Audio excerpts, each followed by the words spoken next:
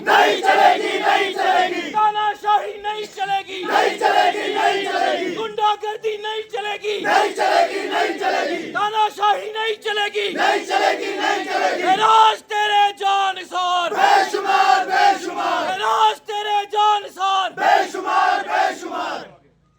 Assembly के अंदर इस तरह से भाजपा के गुंडों ने, भाजपा के ठेकेदारों ने हमारे नेता, हमारे चहेते नेता, अवाम की, नौजवान की आवाज को बुलंद करने वाले नेता पर हाथ उठाया है। उस चीज को हम कंडेम करने के लिए उसी की कॉन्स्टिट्यूएंसी में मौजूद हैं।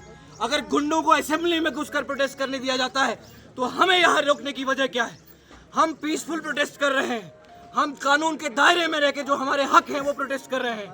और महराज के साथ जो कल हुआ है, जो बीजेपी और पीडीपी की सांठ गांठ के चलते महराज के ऊपर हमला हुआ है, उसको कंडेम करते हैं और बता देना चाहते हैं उन ताकतों को जो नौजवान की आवाज को दबाने की कोशिश कर रहे हैं कि नौजवान दबने वाला नहीं। ये वार महराज मलिक पर नहीं है, ये वार महराज मलिक पर नहीं है, ये वार नौजवान के ऊपर है।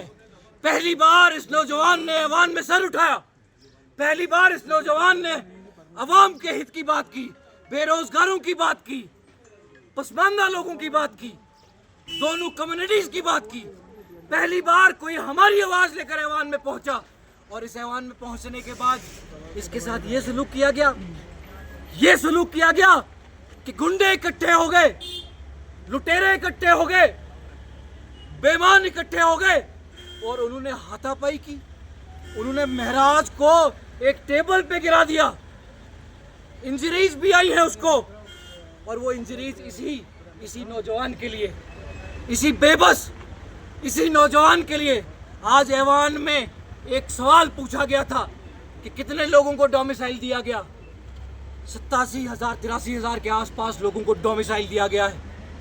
इसी बीजेपी के गवर्नर ने इन लोगों को डोमिसाइल दिया, इसी बीजेपी के गवर्नर ने इन लोगों को यहाँ से बसाया, इसी बीजेपी के गवर्नर ने इन ठेकेदारों को लूट मार करने का मौका दिया।